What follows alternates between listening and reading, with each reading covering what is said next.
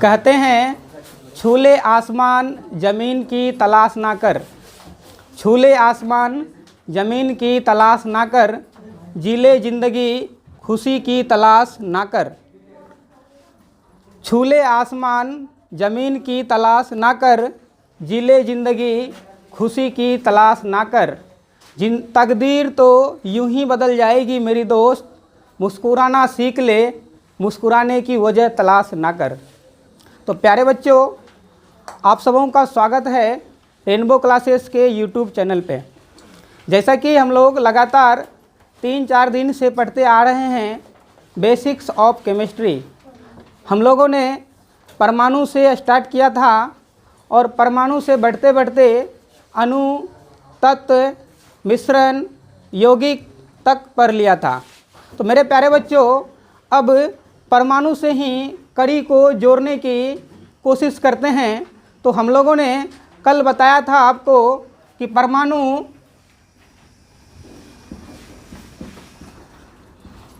एक सबसे सूक्ष्मतम कण है और इसके बारे में हमने बताया था कि परमाणु के 3 मौलिक कण है, जिसका नाम है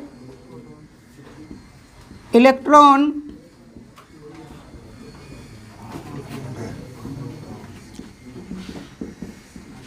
प्रोटॉन और न्यूट्रॉन।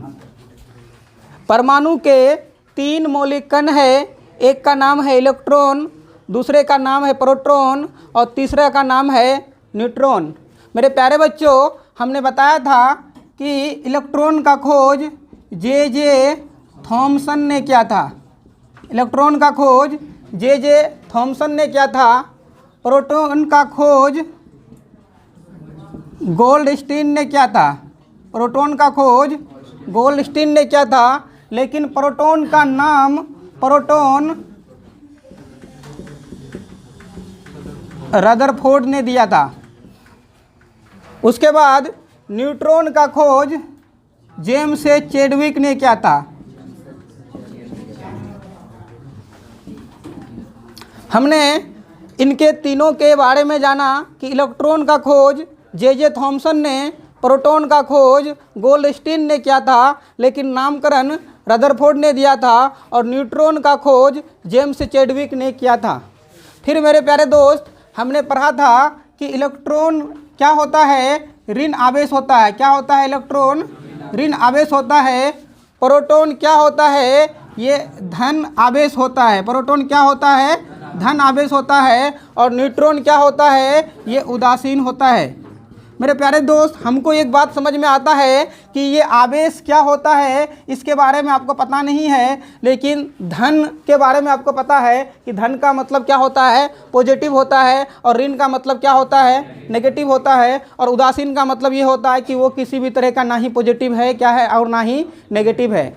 उसके बाद एक साइंटिस्ट आया था मेरे दोस्त, जिसका नाम क्या था? Niels Bohr. जिसका नाम क्या था? Niels Bohr. जिसका नाम क्या था? Niels Bohr. नील्स बोर ने बताया कि परमाणु का एक नाभिक होता है। परमाणु का क्या होता है? एक नाभिक होता है। परमाणु का क्या होता है? एक नाभिक होता है। और नाभिक के अंदर प्रोटॉन एवं न्यूट्रॉन रहता है। परमाणु के अंदर क्या रहता है? नाभिक के अंदर प्रोटॉन एवं न्यूट्रॉन रहता है। और नाभिक के बाहरी कक्षा में इलेक्ट्रॉन चक्कर लगाता है। इलेक्ट्रॉन चक्कर लगाता है। मेरे प्यारे बच्चों, नील्स बोर ने यह बताया कि परमाणु का क्या होता है? एक नाभिक होता है। नाभिक में प्रोटॉन और न्यूट्रॉन रहता है। और उसके बाहरी कक्षा में क्या होता है, बाहरी कक्षा में इलेक्ट्रॉन क्या करता है, चक्कर लगाता है। बाहरी कक्षा में क्या करता है, इलेक्ट्रॉन चक्कर लगाता है। अब ऐसा क्यों होता है, चक्कर क्यों लगाता है और चक्कर लगाने से क्या होता है, इसके बारे में उन्होंने बताया। उन्होंने बताया कि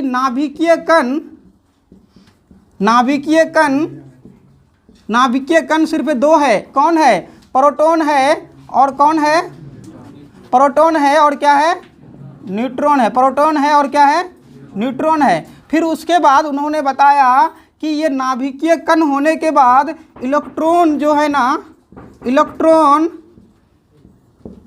अस्थायित्व को प्राप्त करने के लिए, अस्थायित्व को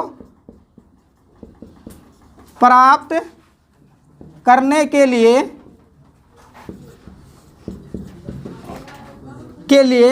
बाहरी कक्षा में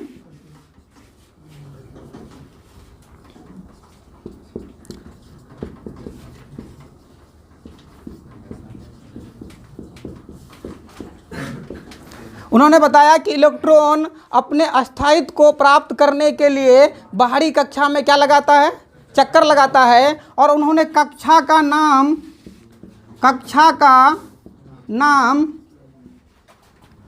KL M और N दिया। KL M और N दिया। नील्स बोर ने ही ये बात बताया, अस्थायित्व को प्राप्त करने के लिए वो बाहरी कक्षा में चक्कर लगाता है। तो उन्होंने क्या किया, एक अष्टक नियम दिया। एक क्या दिया, अष्टक नियम दिया। उन्होंने, नील्स बोर ने बताया कि जितने भी परमाणु होते हैं उसके अंदर में जो इलेक्ट्रॉन होता है वो बाहरी कक्षा में चक्कर लगाता है। चक्कर वो इसलिए लगाता है ताकि उसको इलेक्ट्रॉन त्याग दे या किसी से वो क्या कर ले, ग्रहण कर ले और इस KL M या N के अस्थायित्व को प्राप्त कर ले, अस्थायित्व को वो प्राप्त कर ले। तो इस वजह से उन्होंने क्या किया, अष्टक नियम के बारे में बताया। उसके बाद हम लोग एक बात करते हैं, उन्होंने ही परमाणु संख्या के बारे में बताया। उन्होंने ही क्या बताया, परमाणु संख्या के बारे में बताया कि प्रोटॉन की संख्या को ही क्या कहेंगे, हम परमाणु संख्या कहेंगे। और उन्होंने ही किसके बारे में बताया, परमाणु भार के बारे में बताया। किसके बारे में बताया, परमाणु भार के बारे में बताया कि प्रोटॉन प्लस न्यूट्रॉन की संख्या को हम क्या कहेंगे, परमाणु भार कहेंगे। मेरे प्यारे बच्चों, अभी फिलहाल कक्षा के बारे में जानना बहुत ही ज़रूरी है कि कक्षा के अंदर में कितने इलेक्ट्रॉन होते हैं और इलेक्ट्रॉन क्या क्या काम करता है। उसके बाद एक साइंटिस्ट और आएगा जिसका नाम क्या होगा, सेमरफील्ड होगा। वो कहता था कि नील्स बोर ने जो बातें बोला वो पूरी तरीके से सत्य है कि परमाणु का एक क्या होता है, नाभिक होता है। नाभिक के अंदर प्रोटॉन और न्यूट्रॉन होता है और बाहरी कक्षा में क्या करता है, इलेक्ट्रॉन चक्कर लगाता है। ये बात पूरी तरीके से गलत नहीं है, लेकिन कक्षा के अंदर में भी एक उप कक्षा होता है जिसे उन्होंने नाम दिया SPDF। हम पढ़ेंगे मेरे दोस्त आगे में। फिर उन्होंने बताया कि उप कक्षा के अंदर में भी क्या होता है, आवर्त होता है। जिसके उप कक्षा के अंदर में क्या होता है, आवर्त होता है। और आवर्त की जो संख्या होता है ना, क्या होता है, 1, 3, 5 और 7 होता है। और एक आवर्त में 2 इलेक्ट्रॉन होता है, इसलिए पहला आवर्त में 2 इलेक्ट्रॉन, दूसरा आवर्त में 6 इलेक्ट्रॉन, तीसरा आवर्त में 10 इलेक्ट्रॉन और चौथा आवर्त में 14 इलेक्ट्रॉन होता है। तो मेरे दोस्त आगे की जो स्लाइड होगा उसमें हम लोग संयोजकता के बारे में पढ़ेंगे, KLMN के बारे में पढ़ेंगे। उसके बाद हम लोग ऋण आवेश और धन आवेश के बारे में पढ़ेंगे। उसके बाद फिर हम लोग धन मूलक और ऋण मूलक के बारे में पढ़ेंगे। तो आप लोग इसको स्क्रीनशॉट ले लीजिए, उसके बाद फिर हम लोग आगे पढ़ते हैं। चालू है ना? देखिए, अब हम लोगों को पढ़ना है आवेश के बारे में। किसके बारे में पढ़ना है, आवेश के बारे में पढ़ना है। आवेश को इंग्लिश में क्या कहते हैं, चार्ज कहते हैं। ये जो आवेश होता है ना, ये प्रोटॉन की संख्या में अगर इलेक्ट्रॉन की संख्या को क्या करें, घटा दे। प्रोटॉन की संख्या में क्या करें, इलेक्ट्रॉन की संख्या को घटा दे। लड़के इधर देखो सब कोई, है ना। आवेश में क्या होगा, प्रोटॉन की संख्या में क्या होगा, इलेक्ट्रॉन की संख्या को हम क्या करेंगे, घटा देंगे। ये आवेश जो है ना वो दो तरह का होता है। आवेश कितने तरह का होता है, दो तरह का होता है। एक क्या होता है, ऋण आवेश, क्या होता है, ऋण आवेश। और दूसरा क्या होता है, धन आवेश। दूसरा क्या होता है, धन आवेश, है ना। देखो अगर हम लोग ऋण आवेश की बात करें, ऋण आवेश की अगर मैं बात करूं तो ऐसा तत्व जो इलेक्ट्रॉन को ग्रहण करता है, जो इलेक्ट्रॉन को ग्रहण करता है वो ऋण आवेशित हो जाता है और उस तत्व को ऋण मूलक कहते हैं, ऋण मूलक कहते हैं।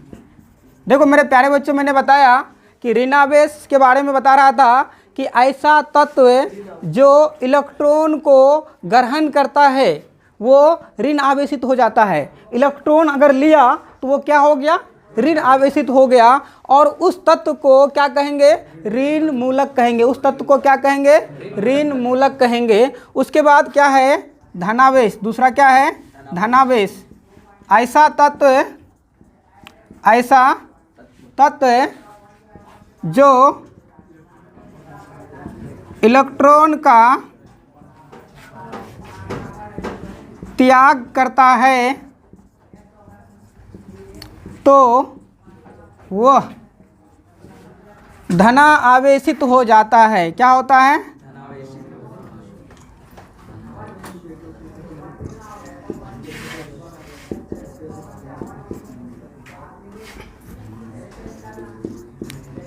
धना आवेशित हो जाता है।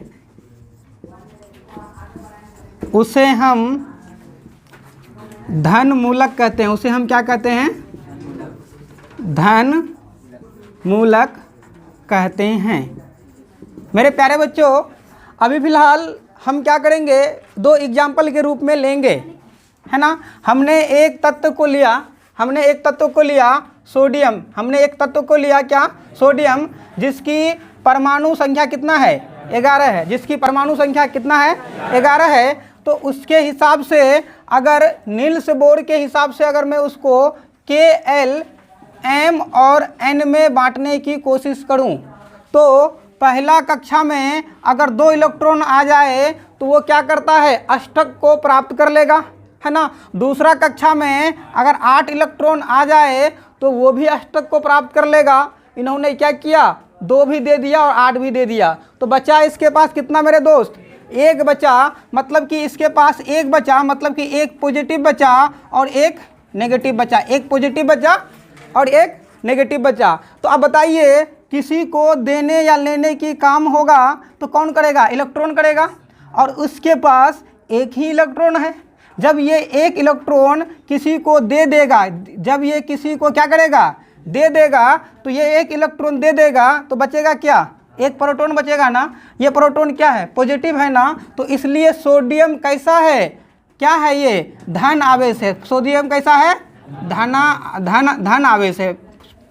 सोडियम कैसा है, धन आवेश है। सोडियम कैसा है, धन आवेश है। अगर मैं इसकी मूलक की बात करूं, इसके किस तरह का मूल है, ये क्या करता है, इलेक्ट्रॉन को वो क्या कर रहा है, दूसरे को दे रहा है ना। तो ये क्या हो गया, सोडियम क्या हो गया, धन मूलक हो गया। ये क्या हो गया, सोडियम क्या हो गया, धन मूलक हो गया। ये सोडियम क्या हो गया? धन मूलक हो गया। उसी तरीके से अगर हम क्लोरीन की बात करें तो क्लोरीन की एटॉमिक नंबर कितना होता है? परमाणु संख्या कितना होता है? 17 होता है। उसी तरीके से क्लोरीन का 2 ठो इलेक्ट्रॉन के में देंगे, 8 ठो इलेक्ट्रॉन किसको देंगे? एल को देंगे। तो क्या बचेगा? 60 ठो इलेक्ट्रॉन बचेगा ना, 60 ठो इलेक्ट्रॉन बचेगा ना। मतलब कि क्लोरीन के पास 60 ठो प्लस और 60 ठो माइनस बच जाएगा। 2 4 6 और 7 इस तरह का बच जाएगा।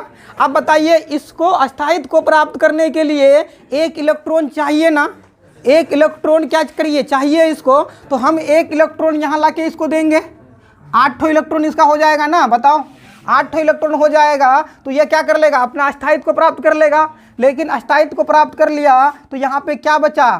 ऋण है ना, ये घाटा है ना। तो ये क्या हो जाएगा? क्लोरीन कैसा हो जाएगा? ऋण आवेश हो जाएगा। कैसा हो जाएगा? ऋण आवेश हो जाएगा। और क्लोरीन को हम क्या कहेंगे? ऋण आवेशित, ऋण मूलक कहेंगे। क्लोरीन को क्या कहेंगे?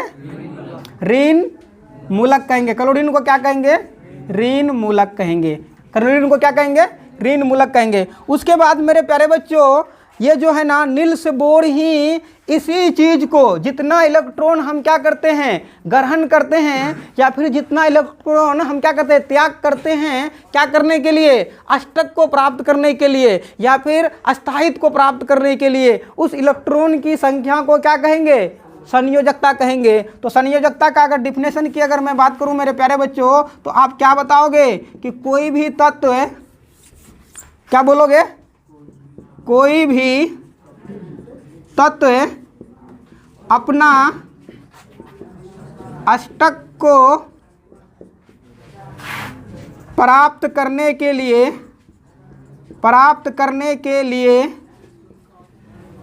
जितना इलेक्ट्रॉन ग्रहण करता है या त्याग करता है, ग्रहण करता है या फिर क्या करता है? त्याग करता है। उस इलेक्ट्रॉन की संख्या, उस इलेक्ट्रॉन की संख्या उस तत्व का संयोजकता कहलाता है। क्या कहलाता है? संयोजकता कहलाता है। मैंने क्या बताया प्यारे बच्चों?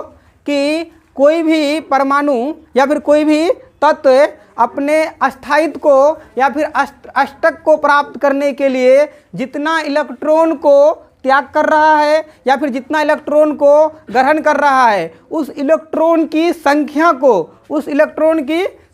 को उस तत्व का क्या कहेंगे? संयोजकता कहेंगे। उस तत्व की क्या कहेंगे? संयोजकता कहेंगे। मेरे प्यारे बच्चों, आगे की जो स्लाइड होगा, इसी वैलेंसी को लेकर हम कम से कम 40-50 धन मूलक और ऋण मूलक की बात करेंगे। किसकी बात करेंगे? धन मूलक और ऋण मूलक की बात करेंगे। जब हम लोग पहला टॉपिक स्टार्ट करेंगे तो वो रासायनिक अभिक्रिया है, और रासायनिक अभिक्रिया सिर्फ धन मूलक और ऋण मूलक के बीच होता है। कभी भी धन मूलक के साथ में रासायनिक अभिक्रिया नहीं करेगा, ऋण मूलक के साथ में अभिक्रिया नहीं करेगा। तो हम लोगों को क्या करना चाहिए?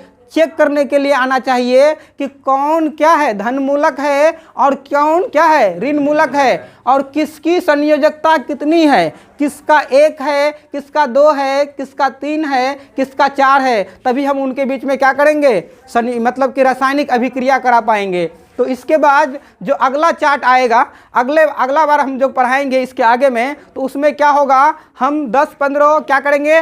धन मूलक लिखेंगे और उनका संयोजकता याद करेंगे। उसके बाद हम क्या करेंगे? ऋण मूलक लिखेंगे और उनका संयोजकता याद करेंगे। जैसे आप लोगों को पता है मेरे दोस्त, सल्फेट क्या है? धन मूलक है कि ऋण मूलक है? ऋण मूलक है। सोडियम क्या है? धन मूलक है कि ऋण मूलक है? धन मूलक है। और क्या बोलेंगे? कार्बोनेट क्या है?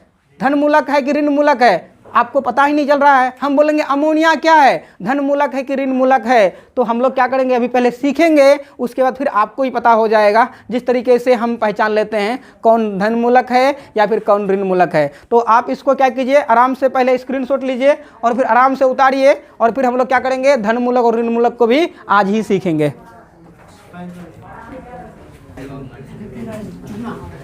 देखो, सबसे पहली बार नील्स बोर ने बताया कि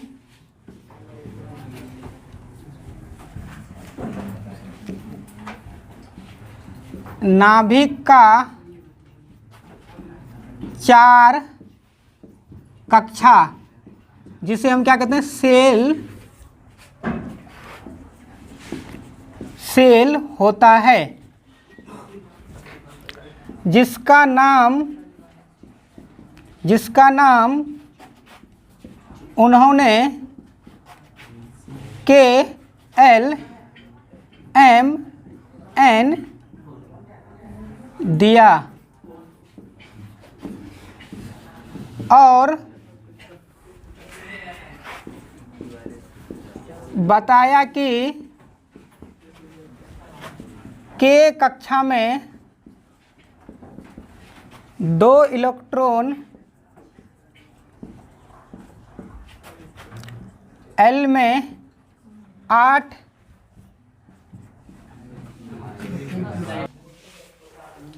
रेडी है ना, L में 8, M में 18 एवं N में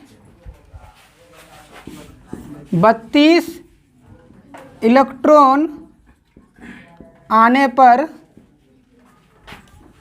तत्व अपना अष्टक को पूरा कर लेगा, अपना अष्टक को पूरा कर लेगा।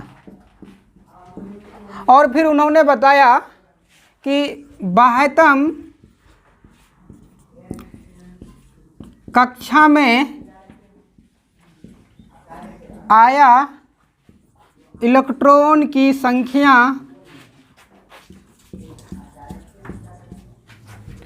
ही संयोजकता का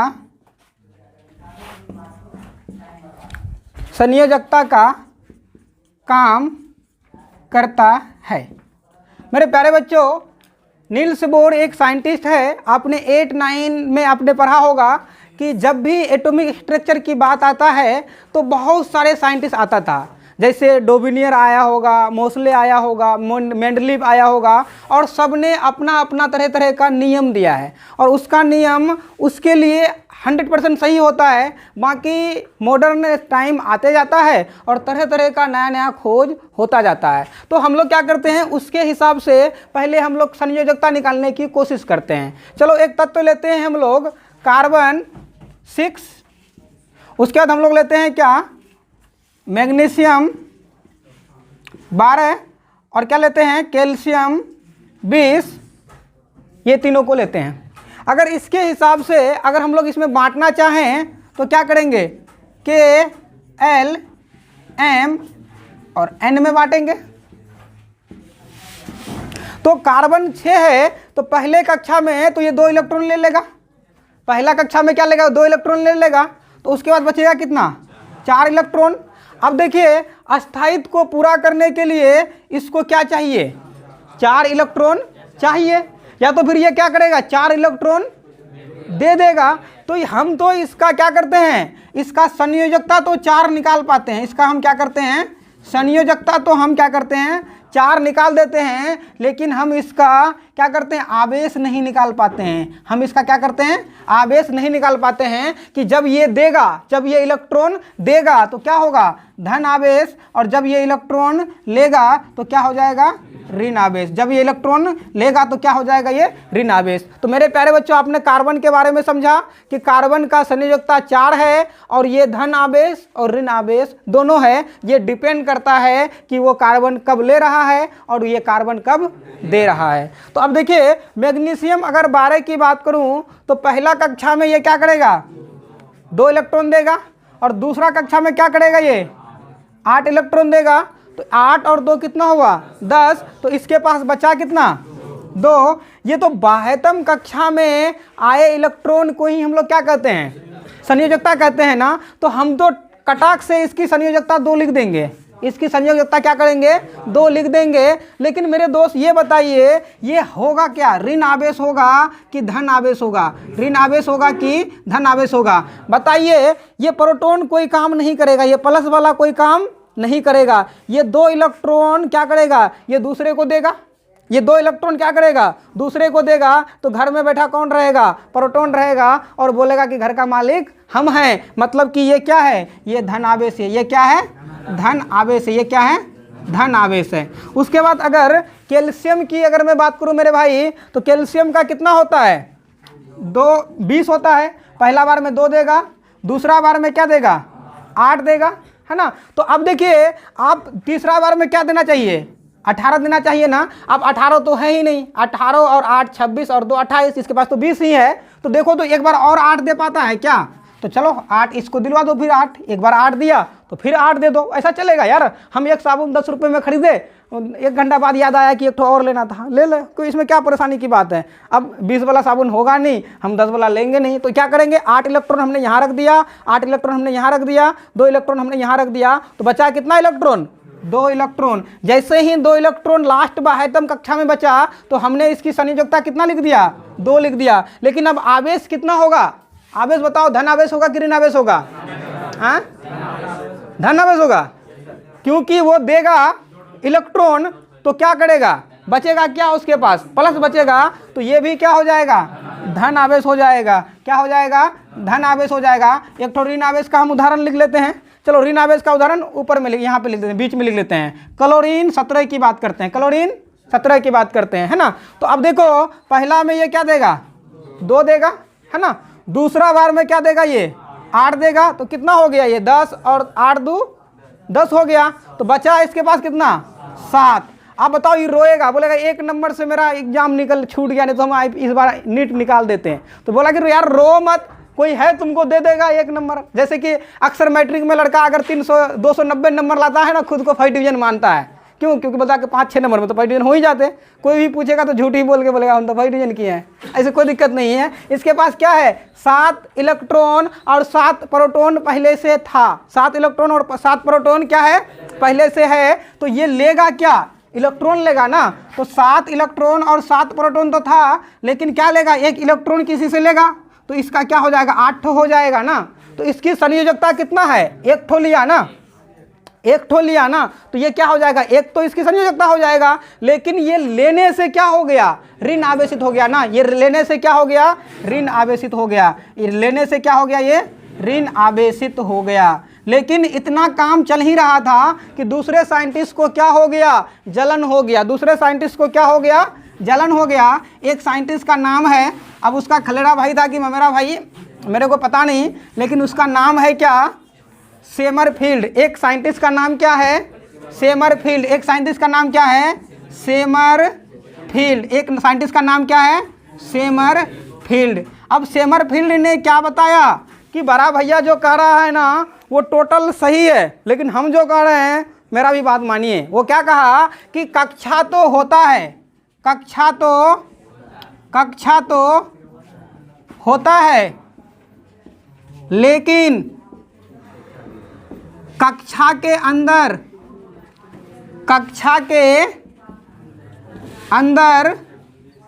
उपकक्षा होता है। कक्षा के अंदर क्या होता है, उपकक्षा होता है।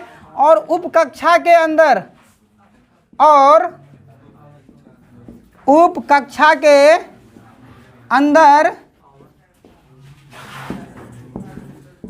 आवर्त, जिसको इंग्लिश में क्या कहते हैं, ऑर्बिट होता है। और इलेक्ट्रॉन आवर्त में चक्कर लगाता है। इलेक्ट्रॉन किस में करता है, आवर्त में चक्कर लगाता है ना। और हर आवर्त में 2 इलेक्ट्रॉन होता है, 2 इलेक्ट्रॉन होता है। देखो इसका बात सुन करके लोग बोला वाह बेटा क्या खतरनाक वाला बात की हो, वो जो कह रहा था ठीक है, इसका ये काबिल बन गया। जैसे घर में कोई बड़ा भाई अगर अच्छा काम कर रहा है ना तो छोटा भाई क्या बोलता है कि कम से कम कुछ और हो जाता तो हम भी करते तो मेरा ज़्यादा नाम होता। बढ़ा चढ़ा के आके अपना अम्मी को बोलता है कि हम ही तो साइकिल तो उठाए तो गिर गया था वो साइकिल लेकर के। तो वो क्या बोला, कक्षा तो होता है लेकिन कक्षा के अंदर उपकक्षा होता है और उपकक्षा के अंदर आवर्त होता है और इलेक्ट्रॉन आवर्त में चक्कर लगाता है ना कि कक्षा में। नील्स बोर भैया ने जो बोला था वो बात हम अपने मर्जी से गलत नहीं बोल रहे हैं, लेकिन जो इलेक्ट्रॉन चक्कर लगा रहा है वो किस में लगा रहा है, आवर्त में लगा रहा है। तो उन्होंने क्या किया, उपकक्षा का नाम दिया, उपकक्षा का नाम दिया क्या, SP D और F, SP और DF। और उपकक्षा के अंदर में क्या होगा, आवर्त होगा। तो S में, S के लिए में क्या होगा, एक आवर्त होगा। S में कितना होगा, एक आवर्त होगा। P में कितना होगा, 3 आवर्त होगा। बहुत चालाक था, 1 3 5 7 विषम संख्या लिख दिया। आप क्या करोगे, घर का खेती है उसका कुछ टोक सकते हो क्या उसको, है ना। वो क्या कर दिया, विषम संख्या लिख दिया कि S में 1 आवर्त, P में 3 आवर्त और D में 5 आवर्त और F में 7 आवर्त होगा। और बोला क्या कि हर आवर्त में कितना इलेक्ट्रॉन, 2 इलेक्ट्रॉन। हर आवर्त में कितना इलेक्ट्रॉन, 2 इलेक्ट्रॉन। इसलिए S में 1 गुना 2, 2 इलेक्ट्रॉन। P में 3 गुना 2, 6 इलेक्ट्रॉन। और D में 5 गुना 2, 10 इलेक्ट्रॉन। और F में 7 गुना 2 कितना हो जाएगा, 14 इलेक्ट्रॉन। मेरे दोस्त ये तो बात को फेंका था, लेकिन ये बात इसका पूरा सत्य हो गया था। लेकिन हम जो आगे की पढ़ाई 11 12 IIT नीट JEE की पढ़ाई करेंगे तो इसी SPDF को लेकर एटॉमिक स्ट्रक्चर करेंगे। तो ये बात वो गलत नहीं बोला था, पूरी तरीके से सही बोला था। अब वो क्या बोल रहा है, कक्षा को आप भूल जाइए, कक्षा बहुत बड़ा आदमी है। ये क्या है, उपकक्षा होता है SPDF। अब जो होगा ना, क्या होगा, S के अंदर में 2 इलेक्ट्रॉन आएगा, है ना। फिर उसके बाद क्या आएगा, 6 इलेक्ट्रॉन आएगा P में। और D में कितना इलेक्ट्रॉन आएगा, 10 ठो। और F में कितना आएगा, 14 ठो। मेरे दोस्त इन्होंने अपने घर के तरफ से कुछ भी नहीं किया था, सिर्फ नील्स बोर का ही काम को वो क्या किया था, अपने हिसाब से किया था। मैं करके दिखाता हूँ। देखो इस 6 और 2 को जोड़ोगे तो कितना होगा, पहले 2 को लिख दो। 6 और 2 को जोड़ोगे तो कितना होगा, 8। 8 और 10 को जोड़ोगे तो कितना होगा, 18। 18 और 14 को जोड़ोगे तो कितना होगा, 32। इन्होंने मिला जुला के कुछ भी काम नया नहीं किया था जी, सिर्फ दिमाग लगा करके वो क्या किया, अपने आप को महान आदमी घोषित कर दिया। समझ में आ रहे हो ना, अपना कुछ भी नया काम नहीं किया, वही 2 8 18 32 को ही वो लिखने की एक तरीका लिख दिया।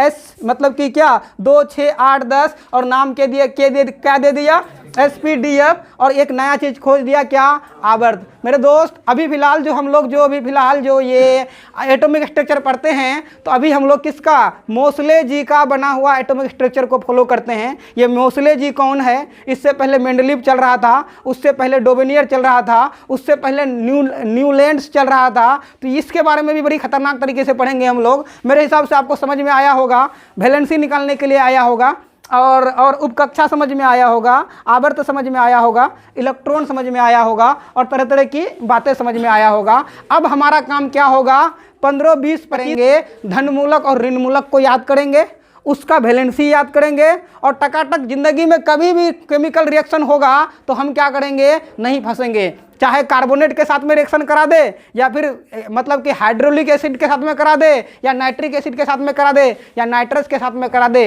या फेरस के साथ में करा दे, या फिर फेरिक के साथ में करा दे। अब हमारा क्या होगा, एक ही टारगेट होगा, धनमूलक और ऋणमूलक को याद करें और उसका क्या करें, वैलेंसी याद करें, मतलब कि संयोजकता याद करें। और संयोजकता के बारे में आप बता दिए ना कि 72 कक्षा में उपस्थित इलेक्ट्रॉन की संख्या को ही हम क्या कहते हैं, संयोजकता कहते हैं। 72 कक्षा में उपस्थित इलेक्ट्रॉन की संख्या को ही हम क्या कहते हैं, संयोजकता कहते हैं। तो मेरे हिसाब से आपको पूरी तरीके से समझ में आया होगा।